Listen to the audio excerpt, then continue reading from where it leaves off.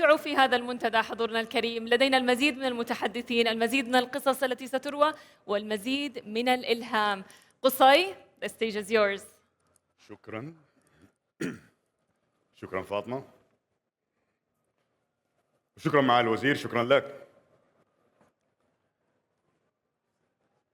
الآن احنا شايفين وعارفين وعايشين إنه تكنولوجيا هي المستقبل واحنا الآن عايشين في المستقبل. Because this generation understands technology more than any generation before, and it's not only that, it's way faster. These days, our life is way fast-paced, so we need to catch up, and this is our mission as Saudi Arabia. So, if you are excited by the possibilities, we really dig into the empowerment of youth with the session, Educators and Future Changers. Later on in the Majlis, if you are interested, so you can go check it out, and of course, you can check out the app for the agenda. But now, we are going to hear a discussion about youth perspectives and global opportunities under the theme Global Engagement Pillars in the session, Why It Has to Be Youth.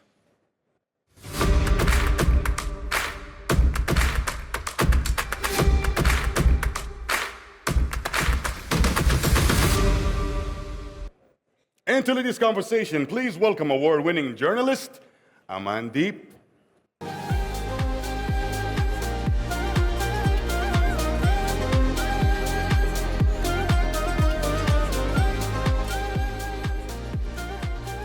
Thank you, Kasai.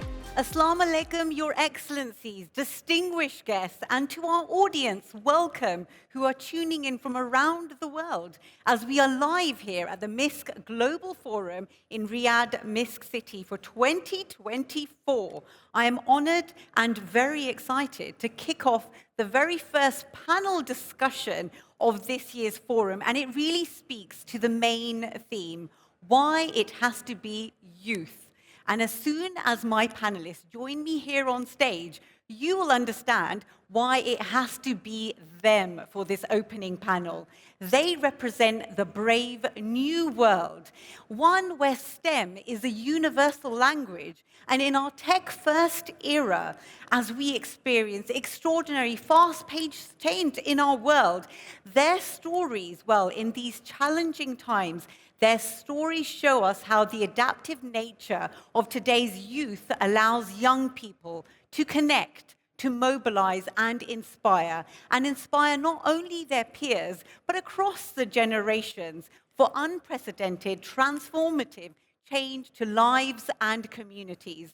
Between them, they are award-winning innovators, entrepreneurs, STEM advocates. They are globally recognized for their scientific achievements and public impact, all before the tender age of 20. Now, as you can see, I'm very glad to be here on the stage and to be the hype woman for them. I have to say, across my BBC career, and now emceeing and moderating international conferences, I always have the pleasure of being on stage and interviewing impressive guests. Now, these particular speakers are intimidatingly impressive. So I'm going to ask you to join me in giving them a very warm welcome as I welcome on stage Gitanjali Rao, who is currently studying at MIT and a passionate STEM promoter at the Vervient Foundation, Rishab Kumar Jain, who's a neuroscience researcher affiliated with the Massachusetts General Hospital and Harvard University, and Areej Alqarni, scientific researcher and King Abdullah University of Science and Technology. Audience, please give them a very big round of applause as they come on stage.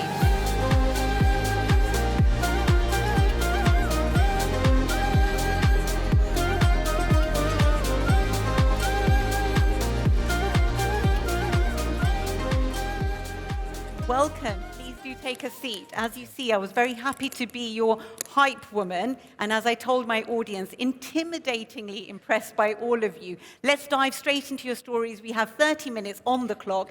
Gitanjali, now, you have many inventions under your belt, but there's one particular one that I want you to share with us all. We want some inspiration behind the journey behind your invention and also some of the challenges you overcame.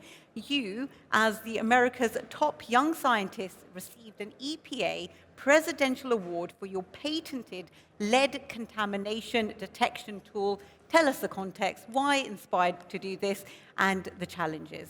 Yeah, absolutely. Well, first of all, assalamu alaikum. Thank you so much for having me. And it's absolutely an honor to be here, back at MISC again. I love doing this, and it's just a new way to bring my ideas out as well and connect to people all across the world. Well, first and foremost, I feel like my passion with STEM really took off because of this specific idea. When I was at the ripe old age of maybe 10 or 11 years old, I built this device called Tethys, named after the Greek goddess of fresh water, to help detect for lead in drinking water faster and cheaper than current tools out there today. It's built on carbon nanotube sensor technology, and it sends all the data to your mobile phone on an app that I developed as well, and it connects over Bluetooth in order to display the results. This idea really started out with this overarching concept of people not having clean drinking water, right? Especially kids my age who are drinking a poison every single day when water should be a basic right. And that poison, this is the context of the Flint water crisis. Yeah, it started with the Flint water crisis, but I feel like even beyond that, I was looking at the scope of the world, right? All these people don't have clean water to drink when it should be a basic right. And so I started to look at ways in which I wanted to tackle this problem, but being that age of 10 or 11 years old, I got scared very, very quickly because clean drinking water is such a massive problem, which is a challenge that a lot of young students tend to face when they see a problem out there in the news and they want to be able to tackle it, is thinking it's way, way too big, right? Now, one of the biggest things I had to do to overcome that was to realize that some of these bigger problems, one, can be broken down, but secondly, you don't have to solve them all in one go, right? It's finding the little things that matter. And so for me, it was detection and diagnosis. I wanted to help people identify if there was lead in drinking water, because lack of knowledge is one of the biggest problems. And so I was able to work on that as of 2 years ago. I'm happy to say it's a patented solution. And I'm working with mass manufacturing companies in order to scale test it in places like Flint, Michigan, and others across the world. I mean, you speak with such modesty there. You say take a small issue and then work on it. But at the tender age of 10 or 11, that's remarkable. I'm going to come back into your story, but I'm going to bring in Rishab at this point. Rishab, now, an invention I really want to credit you for. At the tender age of 13, you developed an AI-powered algorithm to improve pancreatic cancer treatments. And when you did this at that age of 13, take me back to that mindset. You are now only 19. That mindset of a 13-year-old. The healthcare system is full of established, traditional experts. How did you crack it, and how were you inspired to crack it? Absolutely, yes. I think at the age of 13, it's difficult for someone to have a lot of domain expertise and a lot of extensive background coming into a problem. But I think that's ultimately what gives them more fluid intelligence to come up with almost out-of-the-box sort of solutions. I'm personally interested in neuroscience. It's something that I'm studying and researching. And one of the things that psychologists and scientists discovered was that young people tend to have higher levels of fluid intelligence compared to older people who have higher levels of crystallized intelligence. And crystallized intelligence is, of course, really important for that domain expertise sort of background to be able to approach a problem. But what do we mean by that, crystallized intelligence? That's a really lovely word there. What do we mean? Crystallized intelligence is sort of the background knowledge and facts that someone could learn and memorize, like sort of a textbook sort of knowledge, whereas fluid intelligence is used more to describe out-of-the-box thinking, interdisciplinary thinking, creativity, those sorts of approaches. And so it's documented that younger people tend to actually have higher levels of fluid intelligence, which I think can ultimately lead them to come up with more out-of-the-box interdisciplinary solutions, as opposed to someone who has a lot of crystallized intelligence in a very given field. And I think that's something that helped me a lot at the age of 13. I was very interested in all sorts of different things. I didn't have a set domain expertise in one certain field, and ultimately I think that's what helped me utilize one of the breakthrough technologies of our era, artificial intelligence, to apply that to a problem that I thought at the time to be very existential to us, which was the problem of cancer. And so I was able to, again, craft sort of an interdisciplinary approach there. And to address your point about, I think, being a young person, I think at that point, seeing other researchers around me, of course, well beyond my age at that time, could be a little bit intimidating. But at the same time, I was able to find a lot of help from mentors who were able to guide me and encourage that curiosity at a younger age. So I think those two things combined, one, the fluid intelligence, as well as having a great support system with mentors is something that really helped me. So fluid intelligence, that really is something that we all need to tap into. And again, speak with such modesty about all of your achievements, but crediting those early mentors, partnerships, and collaborations. We're going to come back to that, Rishab. I want to bring in Areej right now. So Areej Alqarni, you're here with Kaust. Now, your invention, in particular, I want you to speak about, is very topical to this region. You developed the anti-dust coating for solar panels, again, very topically applicable here. Your inventions tend to be driven with an environmental imperative, but also a beautiful blend with creative communication. Share with us why that's so important. Absolutely. Well, first of all, ahlan wa sahlan. I'm really happy being here and really honored. On that, I think it all comes down to my belief, which is that science, at its core, is about solving people's problems. Now, in order to do that, you need communication, creative communication, in order to connect the solutions to the people they were meant to help. Of course, in my research projects, such as the anti-dust coatings you mentioned, the technical expertise was needed in order to overcome certain obstacles, to gain credibility.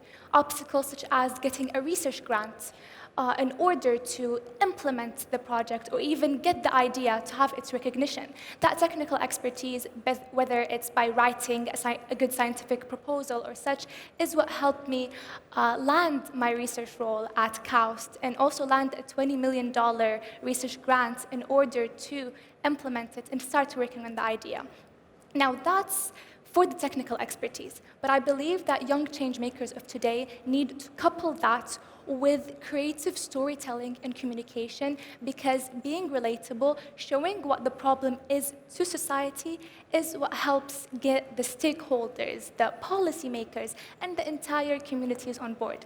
So if I had to give a piece of advice, as I mentioned, it would be to work on developing the creative and technical skills needed for credibility in your respective field, while also gaining creative communications in order to have people really believe in your idea and want to see it on a global stage. There's some really crucial points already set up in the first answer from all of my panelists here. And Areej, there you emphasize that idea of the technical knowledge, yes, but also how does one share that story? And that really feeds into what MISC is all about, creating platforms like this where we hear from the speakers here, but also have a chance to connect and make those global collaborations, which are really important. Areej, you mentioned that point about the funding. Now, that's crucial. Casually, you name-dropped $20 million of a research grant. I mean, brilliant that you got that. Finances are really important, but also let's break it down in terms of the mindset of our panelists here. Let's try and hack the secret code here. I'm thinking of the words imposter syndrome. Does that even apply to you all? Gitanjali? I mean, absolutely. And I think anyone on this stage will say that.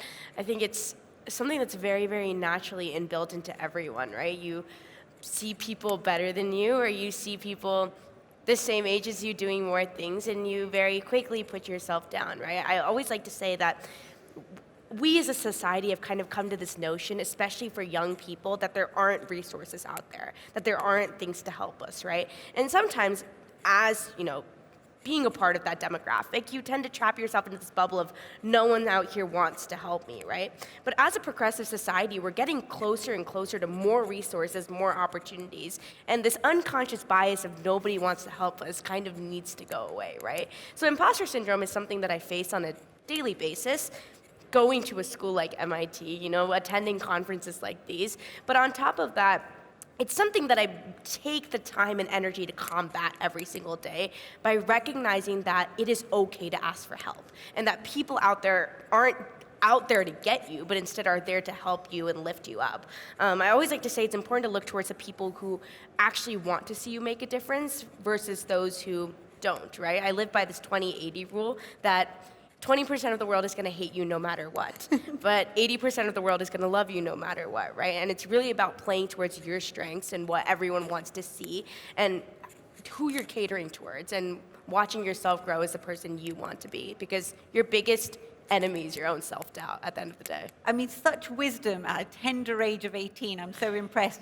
100%, you mentioned some percentages there, but 100% of the audience here and tuning in, we're behind you, cheerleading you all on.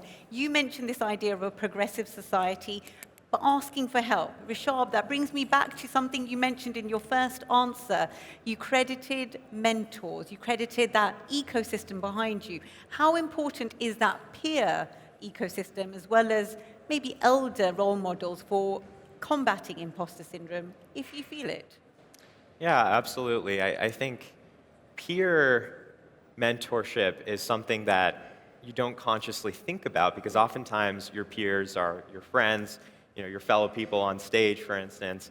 And so it's not something that you often consciously think about, but it's certainly behind the scenes motivating and encouraging me to deal with things like imposter syndrome. I can cite many specific examples from my adolescence, going to science competitions, science fairs, research programs where I met like-minded peers who were so encouraging and supportive of the work I was doing. And not only that, but I could actively see myself in them. They had that same light in them about science or technology, had similar ambitions in whatever discipline that they were studying or interested in. And so I think that, that peer mentorship and support system is absolutely essential. On that other piece of having elders help one another, I think that's something that is really important.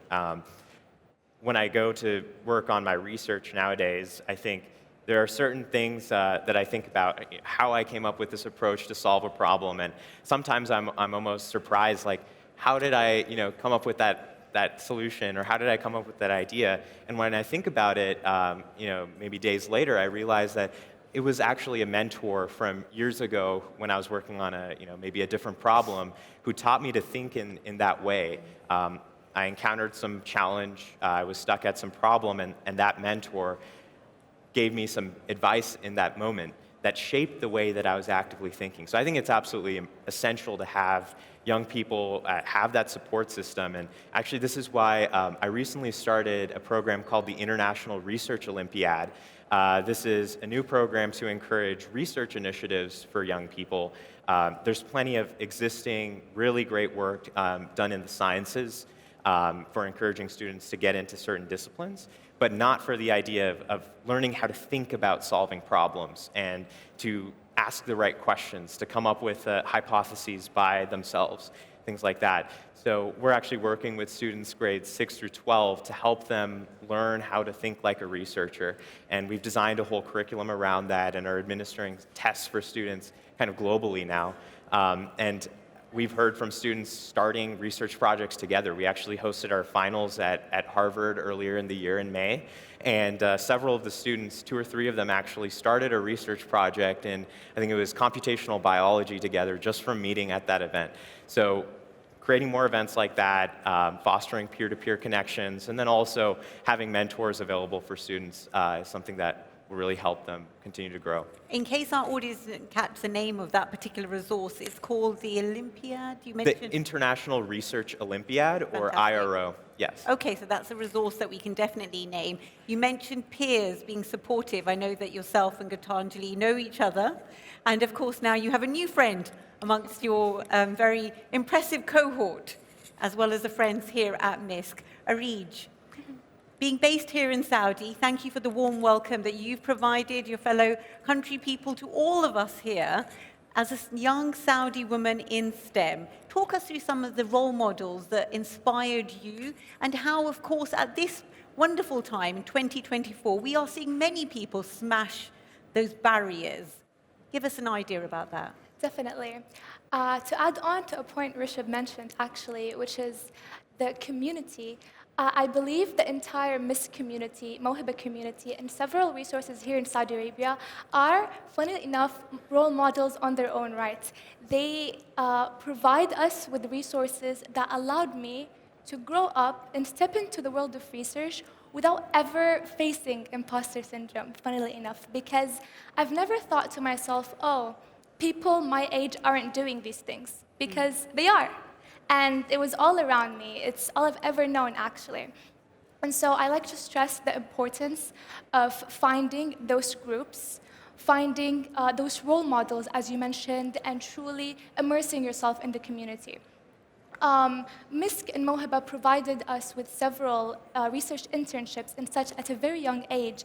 And I remember thinking to myself, we need more people like me, be it a Saudi female or a young person doing these things, stepping into the world of research. So if I had to give the people here any piece of advice, it would definitely be to never think that you're stepping into a place where you don't belong, quote unquote, but rather you're stepping into a place that really needs your ideas, your innovation, and your passion about whichever respective field you're getting into. There are several national and global initiatives that focus on taking these talents, which may not be heard in their hometowns or in their communities, and providing them with exposure so that they can see that whatever ideas they have are worth listening to, be it in peer groups, or even if you're working as an older role model for the students themselves. I believe that every time I stepped into the research team's group meetings, I was never looked at as a child or a teenager. I was always treated and listened to the same way as the PhD holders and the researchers in the field. And I believe that instilled in me the idea that my words, my thoughts, my creativity is just as valuable as anybody else's. And so truly just know that whichever field you're passionate about needs you, needs your creativity, and that your voice is heard. And is there any particular resource that we can point to here in Saudi? Because it's wonderful to get your perspective on what's happening here in this country. Definitely. I'd say the MISC Foundation offers several opportunities for Saudis and even global students, as well as Mohiba, which allowed us to participate in global science fairs, engage with peers on a global scale. So definitely these two opportunities and many more are highly valuable. We really value you sharing your story there, Areej, because I think this idea that we are here gathered, but also beaming across the world, we're able to provide an insight in terms of what's happening here in the Kingdom of Saudi Arabia, which perhaps is not known well enough around the world, which is why meeting here in person and sharing all of your stories is so profound and powerful. As someone who's from London, but now based in the Middle East, I can see it firsthand, and it's such a privilege to hear from you all firsthand. Gitanjali, I'm going to come back to you, because I heard from my other speakers about some very concrete resources. Now, of course, with yourself, you're a STEM promoter at the Vervient Foundation. Tell us about this and how we can access some of the knowledge and the intel that you have. Yeah, absolutely. So the concept of the Vervient Foundation started at this bigger idea of how science and technology should and needs to be utilized in the real world, right? All of these big problems that we're seeing out there, these very current problems, right? I like to talk about contamination of our natural resources, teenage mental health, right? This goes hand in hand with cyberbullying. What's another big one? Education inequality. These massive problems are growing today, and they're growing in our current generation, and the people up on this stage, as well as our future generations, are going to be the ones facing them. And the solutions that are going to be solving them are going to be based on some of the latest technological research out there. And I really wanted to bring that idea forward of how we were going to harness the ingenuity that this technology brings to the playing field.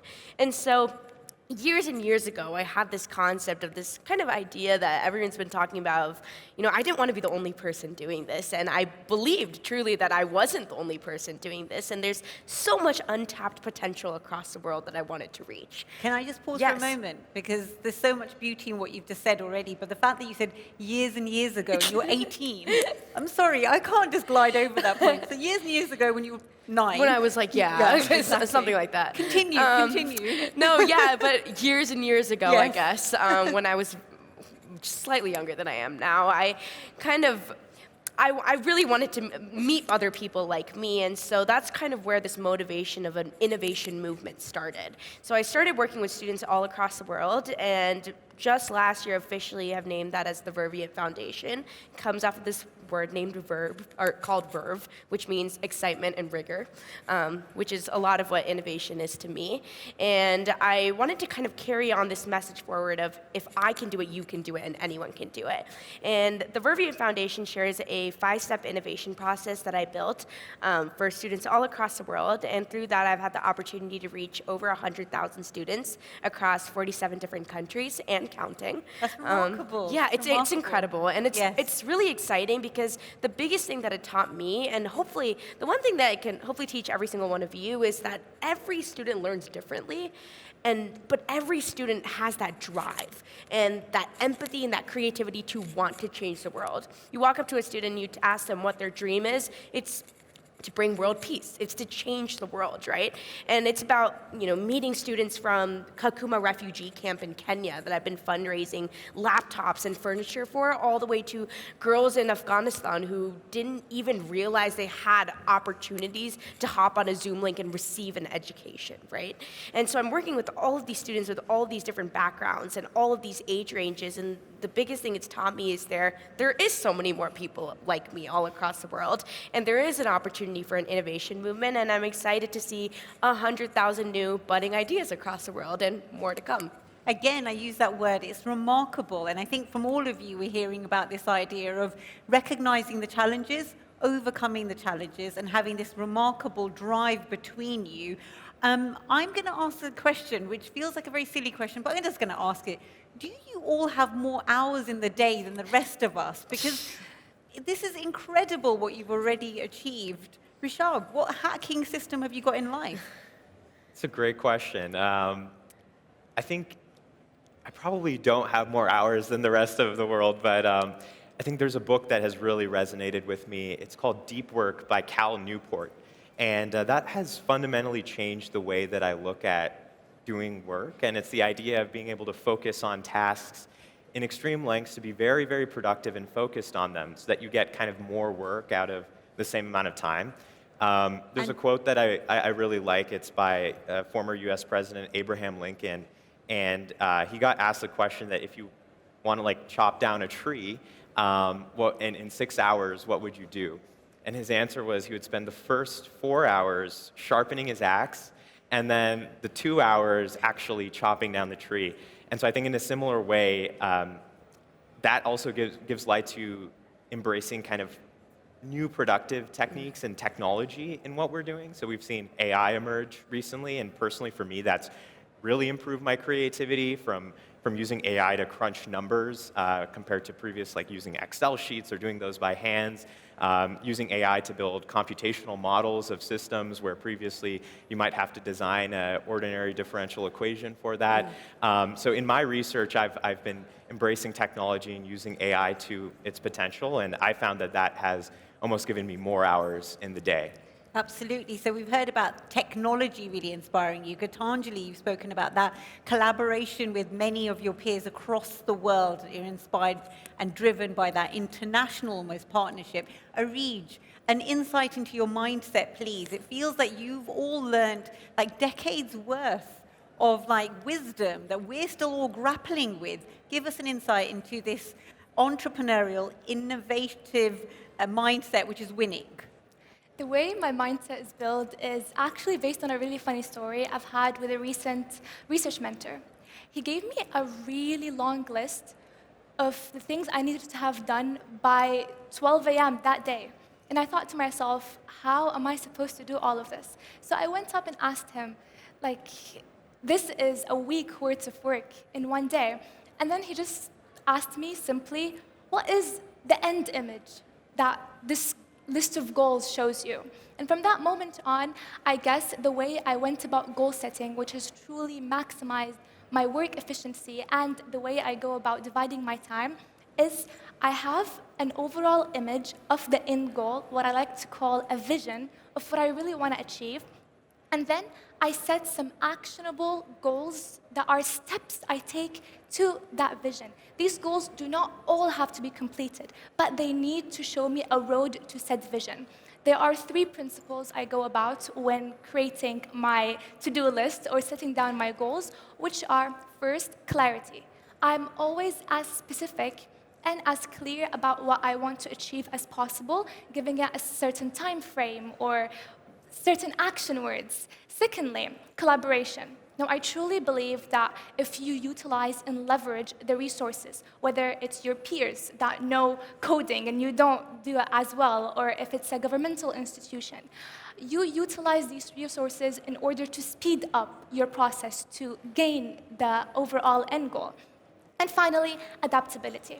Now, adaptability is very important because I truly believe that no plan is 100% foolproof. There will be obstacles that emerge, unexpected ones even. And you need to have that quick adaptability in order to change up your plan so that the end vision stays the same. I believe that if everything went 100% according to plan, that'd be a bit boring, don't you think? So it's truly just having an end goal and setting the actions you can take to that end goal, and you'll be fine. You'll be able to obliterate any barriers that come your way. I hope you were all taking notes. I did note down clarity, collaboration, adaptability. There you go, ladies and gentlemen. We've managed to hack their brains. You've all got 1 minute each to sum up the theme of this particular panel, why it has to be youth. A minute for you, Gitanjali. The brief said one sentence. A minute is a long time. Let's do it. I think, it's a loaded question, right? Why it has to be youth. And I think it kind of goes back to this idea of the youth of today are going to inherit the problems of tomorrow, right? And everyone, I'm a strong believer that everyone needs to be a part of the solution. Everyone has a role to play. Everyone needs to be involved. And I stick with that very deeply, right, in everything that I do. And I think one of the biggest things we really need to put out there is this message that innovation and problem solving should be just as integrated with our life and with our school system, just as everything else is. We need to normalize it, we need to talk about technology, and we need to be willing to grow up with the world around us, right? And that's what's absolutely going to change the way the world works. My favorite example I love to give is it took us an entire pandemic to change the way the education system worked. Imagine if we clicked on a Zoom link 50 years ago, right? 30 years ago. We would have been able to bring education to people in remote areas we haven't been able to reach in years. Okay, fantastic. Sorry. I'm going to conclude you there. Inclusivity is going to be the big one for you. Rishab. Yeah, I think something that really makes youth different than past generations, like Generation Z compared to past generations, is we've fundamentally grown up surrounded by technology. And for me, that's been a really important part of the way that I look at my vision for the future. I've grown up around like computers since like the age of 5. I had a laptop, and now in recent years, a lot of AI innovations are youth are using them all the time. And so I think that fundamentally youth will be thinking about problems differently from a technological standpoint, and they also have the resources to solve them using technology. So I think that artificial intelligence has the potential to improve productivity in all sorts of economies and uplift societies as a whole by just improving the base productivity of everyone. And I think that youth are best equipped to use that technology just because we've been surrounded by it. Technology, Areej. I believe I'm coming back to you last. However, please give us insight. I can really give you a million reasons of why the future is our responsibility and why it has to be youth, but I'd rather sum it up with a quick sentence, which is, change doesn't wait, and neither do we. Wow, beautiful way to sum it up. Ladies and gentlemen, Your Excellencies, we have been empowered, inspired, motivated. I began by saying I'm intimidatingly impressed. I now have to say that you guys are all super humble, modest, and approachable. Please, when you see my speakers throughout the MISC Forum this year, approach them. There's so much more. This was merely a flavor of inspiring you all. Join me in giving them a very big round of applause and saying thank you. Thank you.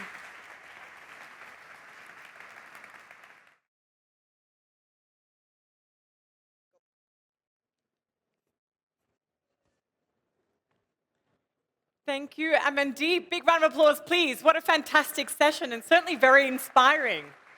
The future looks bright, let me tell you, with people like you guys paving the way. Certainly very inspiring session. Do you guys feel inspired by this generation of youth? Very inspired. Big round of applause once again. That was excellent.